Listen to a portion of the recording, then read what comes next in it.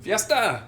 College football playoff round 2 quarterfinals picks. We're in New Orleans for the Sugar Bowl, but let's talk about the Fiesta Bowl first. Penn State is an 11-point favorite. 11 point or 11 and a half? 11. 11-point favorite over Boise State out in Arizona. I will not go first. Someone else go first. Oh, go ahead, Matt. Listen, I like Boise State's defense. I like their running back. He's pretty good. He's had a decent season. The quarterback doesn't turn the ball over. I think the lack of playing for a whole month is not great for Boise State, and I think Penn State is a good team, kind of playing a little better and better. Give me Penn State. I'm not sure how close this one's going to be. It wouldn't surprise me if there are 2 more blowouts with the first 2 games played. I think this is going to be one of them. I think there's a well-coached, tough, greedy Penn State defense that could corral Ashton Genty enough to where they can win by 2 touchdowns. So I'm going to take the Nittany Lions, Dean, minus 11 here. Yeah, I'm going to as well. I think that this is just, these are 2 games that Penn State should win. I expect them to win. That it's in the desert, I think that might help Boise some. They'll probably have 30,000 people there, to be honest with you. I'll take Penn State. I will say this: I don't think Penn State is one of the best sort of 4 teams in the country, but I think they will be in the semifinals. Yeah, I hope there's not too much groupthink in this weekend's picks, but I'm going with Penn State. I really, really want to take Boise State here, but it's 11 points, Ryan. It's 11 points. I think this is going to come down to depth, which Penn State is going to have more. I think it's going to come down to Boise State hasn't seen a front 7 as good as Penn State's all season long. I agree, Penn State is playing well at the right time, and something that's going on with Penn State, if you kind of look at the trend, they're only losing in the gigantic games against teams that everyone thinks it's worse than. And this is a case where everyone thinks Penn State's definitely better. I'm in agreement with that. I think that there'll be too much. Drew Aller, I've never been a big Drew Aller guy, but he's been making a ton of plays that I didn't know if he had it in him. And they don't have a lot of great talent on the outside, but between those 2 running backs, between that tight end / H-back / whatever you want, and Tyler Warren, I think that they are going to do enough to just, I don't know if it's going to be a blowout where they're putting up 40, but they certainly could. They could. I got Penn State. Go ahead. I just think that the committee's really hoping these 2 games are close between Penn State and Boise, and this next one, Texas, Arizona State, 1 p.m. Eastern Time on ESPN, Wednesday, January 1st. Wouldn't surprise me if Texas kind of rolled on the Sun Devils. Unfortunately, could be another blowout where we're thinking, how did Arizona State get a bye and then get Texas coming just to get trounced? You shouldn't have the team who has a bye be a double-digit both cases. Yeah, underdog. It's crazy, but I think Texas is going to roll. I like the running back, but Texas is tough to run on. That line is 13. I think Texas covers late. I mean, it's a significant 13. Yeah. Like 7 is a significant line. 13's crazy. Should not happen. Anything over 4 in a playoff game is like, okay, well, we definitely know who's going to win this game. In theory, look, Texas is the better team. They're right now, these are sort of invitationals. Like, we're not at the point where Texas is really going to get challenged. Texas has not had an unbelievably difficult schedule. However, they have gotten the job done. They beat Michigan. They beat A&M. They lost 2 tight ones to Georgia, 1 tight one to Georgia, 1 kind of a slow motion blowout. I'll take Texas as well. This game, let me just say this too. From the get-go about all this thing, I've been very anti the way that this has been laid out. It's got to get fixed immediately. And secondly, this game should be being played in Arizona. I mean, that this game is in Atlanta makes just no sense to me at all. But, if you're Texas, this is a great opportunity, Ryan. You win this game, you're going to play either Oregon or Ohio State, probably one of the best 2 teams in the country. You're going to play them in Dallas in your backyard, but you got to get there first. I fully expect them to. I'll take them to cover 2. Yeah, I do think that the Sun Devils are probably not getting as much credit as they deserve, but it's not enough for me either. I think Texas covers that 13-point line. That's the biggest difference between these 2 games that are the first 2 games being played between Boise State and Penn State and Texas and Arizona State is Texas' run defense is better than Penn State's. And we've seen Penn State get run on a little bit this season, but against Texas, they're just going to make Arizona State even more one-dimensional than I think Penn State will make Boise State. I love Scadaboo. I didn't know who he was until about halfway through the season, and he's definitely You're one not of the the most. only one. Yeah, he's one of the most fun players to watch in college football, and he's definitely one of the best running backs, and he's going to be running in the NFL next year. But it's not going to be enough. I think that Texas clicked offensively against Clemson, and that'll probably be enough to move them with momentum forward. Yeah, I just don't think that Arizona State defense is going to be enough to slow them down. So I think that one, if Texas gets up 10, 14 points in the first quarter, this one could kind of escalate. Wouldn't surprise me. The next game should be a little closer. Ohio State, Oregon. We all saw what Ohio State did against. I still think that's a good Tennessee team and just whipped them up and down the field, just completely clobbered them. But Oregon's undefeated, number one team in the country still. The Buckeyes are 2.5-point favorites. Someone want to kick that off? Anyone gonna take the Ducks here? Yeah, I'm going with Ohio State, and I don't feel super great about it because you're asking Ohio State to play really, really, really well 2 games in a row, and it's not something we're really seeing out of a lot of teams in college football. But what you saw against Tennessee was that they opened it up and they took advantage of what the defense gave them. What the defense gave them was one-on-one matchups with their legit NFL talent, Emeka Egbuka, Jeremiah Smith. There's no team in the country that when you go down the list on their roster that has as much talent as the Ohio State Buckeyes. I think if Will Howard's playing well, there's a bad taste in their mouth from the way that game ended out in Austin. And now this is neutral site, and I'm going with Ohio State in the rematch. I'll go. I mean, Ohio State is the best team in this thing if they play the way that they have the capability of playing, and then they won't lose to anybody. I mean, they'll win every game by 7 points or more. No hate. I don't know if anybody can play 4 games in a row that well. And Georgia certainly has not played 4 games in a row that well, but they've, I'm going to take Ohio State.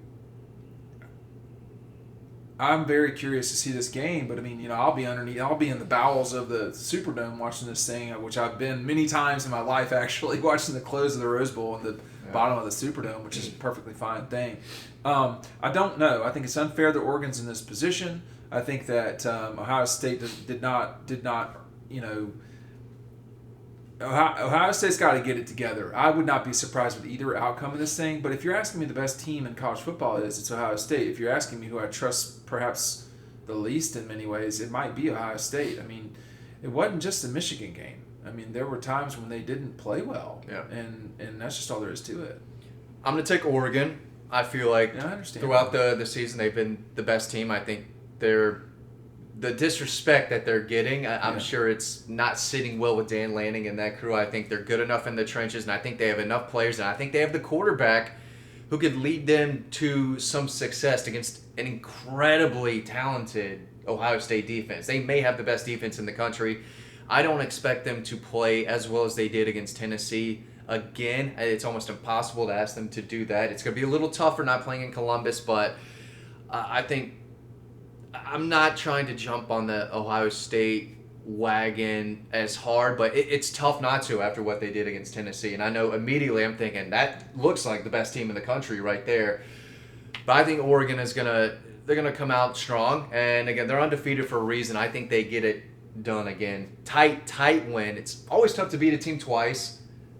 I'm gonna put my hat in the Dan Lanning and Ducks ring. I think they pull it off. I mean, this is the most coin flip one out of all. You don't think it's Notre Dame, Georgia? No, I don't think it's Notre Dame, Georgia. Well, there's a chance that Ohio State and Oregon are the 2 best teams in college football. Oh, there's a chance that this should be the national championship. That's just a way to put it. Yeah. And it's happening in the second round with 8 teams remaining, and I really do think it could be either team. I'm going with Ohio State because of the rematch, and I think there is momentum there. I would not be surprised with any outcome of that No, game. me A neither. blowout for Ohio State, a blowout for Oregon, tight win either way. I just don't know that you can trust Ohio State. But I'm just saying, if they are going to play like they did against Tennessee, that was not even competitive. I mean, I don't know what Tennessee was doing other than getting absolutely hammered. Could be a little bit of both of Ohio State playing arguably their best game in Tennessee. They Just not did. coming to Probably, They didn't Ohio step State's up. They didn't best get off the game that bus. they've played In a long time. in a few years. Maybe since the Georgia game, honestly. I mean, they Yeah. lost that game, but they played really well in it. Yeah. Offensively. Yeah, mine is a guess because again, that's a game I do not know what's going to happen. I feel a little bit better about this next one in the Sugar Bowl, Georgia Notre Dame. I think it's gonna be a 4-quarter war. That's just what we expect. That's what the players I think expect too. They Yeah. expect this to be a 4-quarter brawl that they've been in all year. I'm going to take Georgia. I think they're the deeper, more talented team. Riley Mills being out, I think, is absolutely huge because they're really, really tough to run on. And without that big anchor, that space-eating machine in the middle, senior captain, I think that gives Georgia an opportunity to move the ball a little bit in between the tackles, something Indiana just could not do. And I think if Mike Bobo comes out with a creative game plan to get Gunner comfortable, I think Gunner is more than capable of making plays with his arm and enough with his legs to help that Georgia running game. And I think we're going to see that elite Georgia defense step up to the plate again in a big moment in a big game. I think Georgia's going to win the game. I'm going to take them -1. I think that the way that this team rallied around Gunnar Stockton, I don't think that's just an SEC championship thing. I think that's just what's going on now. And I'm pretty sure Kirby said that they play harder for this guy. Not comparing them to Carson, but I think that I heard him say that they play really hard for Gunnar today. And I think that it could be a more dynamic offense. I don't know if it's going to be a better offense, but it's going to be an offense where you can do a little bit more, and because of Gunnar's legs. And I don't think that Georgia's going to blow them out. I don't look at this as a 4-quarter war. I think Georgia's clearly the more talented team. I think that Notre Dame is running into a defense it hasn't had to deal with all season, and Georgia's defense shows up in these huge kind of matchups. And I don't think it's going to be super close. I can see Georgia winning by 10 or so points. I didn't realize how banged up this Notre Dame team is until I heard Marcus Freeman talking the other day, just going on, this guy's out here, this guy's out here, we're hoping to get this guy back. I mean, they're more banged up than I originally thought, and Dean, this could be as healthy as we've seen Georgia all year, but you could make the case. Yeah, they don't have their starting quarterback. Yeah. Are we forgetting that Gunnar Stockton's starting his first start is in the is in the Sugar Bowl for the chance to advance to a national championship. You've very rarely seen Georgia run the ball effectively this season, and now they're going up against, allegedly or factually, one of the best run defenses in the country. Notre Dame has played recently. There's all sorts of reasons to pick Notre Dame in this game, except if you watch football. I mean, I think the problem with it is that if Georgia plays the way it's supposed to, it will win this game. I agree with Ryan, actually, more conclusively than a tight ball game. However, the challenge is you've got to go out and do it, and Gunner's never done it before as a starter. So there's a lot of reason to not pick Georgia in this game. I just have to say that. I'm taking Georgia because they certainly seem like the better team. I don't want to be so prejudiced for what we saw at Media Day, but Georgia looks significantly more physically built, I guess you could say. Not the head coaches. They're not winning that fight right now. But no offense. But They've got bigger guys. They've got bigger guys. They make us look like small people. Georgia's this is players, not a small trio right here. Well, and that's true. Go stand around the trenches. Dan Jackson is not a huge person, but he's 6'2", whatever. Yeah. He's a smaller player at Georgia. Jalen Walker, ETN. I mean, what I would be curious to see moving forward here. You got 3 games to get it right. You got to get this right first before you get the other 2, and the other 2 will be the championship game. Will be very difficult for Georgia to win. Period, unless it's Arizona State. Okay, so we're at the beginning of a very challenging process for everybody in college football. And what I mean by everybody, I mean Texas, Georgia, Ohio State, and Oregon in particular. They have a really hard time. Penn State's, maybe not as much, but they got to go through Georgia and Notre Dame to get there, and they got to still win the national championship in Atlanta. We'll see if that happens. I don't buy it for Penn State. This is just a challenging situation. I mean, if Georgia had played this game and won more, I might feel a little bit differently. But I think it's a really challenging situation.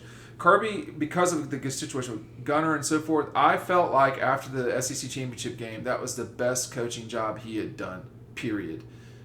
That he really did a good job there. But this season, I mean, they should have won the national championship last year, in my opinion, Georgia. Can they steal one this year? They're not the best team to me. Now they've lost their starting quarterback. Like, what are we talking about? And yet, they're the number 3 favorite to win this thing. The team that they've beaten twice is the favorite. Would you pick Georgia to beat Texas? They're actually the 4th favorite. Georgia? 4. No, they're the... Well, I don't know who you're looking at. I don't know what you're looking at. Unless it's changed. But I saw that they were 4th the other day. The other day. It does fluctuate. Okay. But generally speaking, them and Oregon are tied as the 3. Yes. So it's Texas, then Ohio State. Ohio State has the best team. Do they have the best coaches? I don't know. The guys that are Georgia have done a really good job. I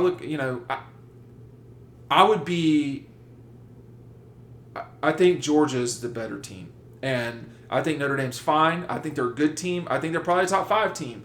These guys have done okay in top 5 matchups this year, nevertheless, overtime with Kirby. Anybody want to wrap it up or say more?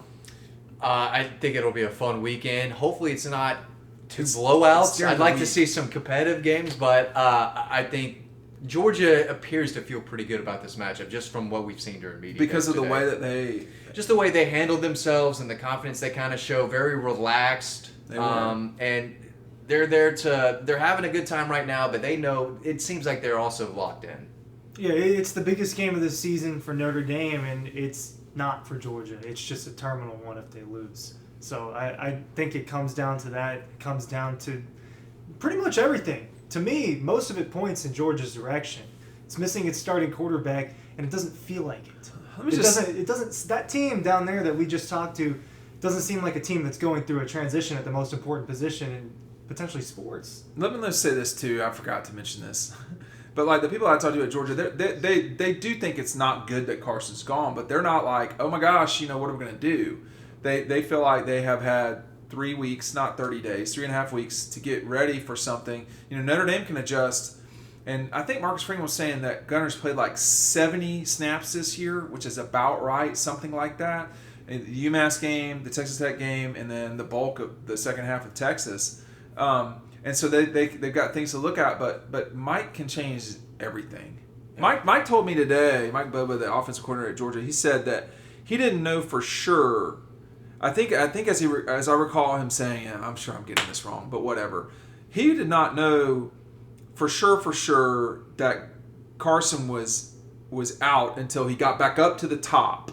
Like he was pretty certain, like they had told him he's out. But like it was only kind of when he didn't know when he was coming down to the locker room. They had to. What I'm trying to say is they had to adjust. There was 24 minutes on the halftime clock, and they adjusted everything in 24 minutes. They've had 3.5 weeks, not 24 minutes. And for as much shit as Mike Bobo has gotten and will get in the future, and some of it's deserved, that was a pretty amazing job by him and Kirby and so forth, getting that team ready to roll. Because they were ready to roll. They scored a touchdown on that opening drive. But because of Etienne. I mean, like, if Etienne's not going, I don't think they win the game if Etienne's not going now. I will say that. Well, what if it's Frazier that's going? I mean, if it's not the same. It's not quite the same. It's not necessarily the same, but I think I don't know if it necessarily matters which one of them you want production. Anybody. Yeah, you want production. But Etienne came to Georgia to win a national championship. Bro, here's your shot, bro. I mean, because it's his town. It is his state for sure. This is the moment to do it, and there's not a lot of time left to get this done. If you don't beat Notre Dame, you're not going to play for the national championship. All right, we're signing off from Canal Street in New Orleans. You can't see it; it's right behind us, and they're going to behave the rest of the trip. Thanks for watching. Maybe behave. We'll see how.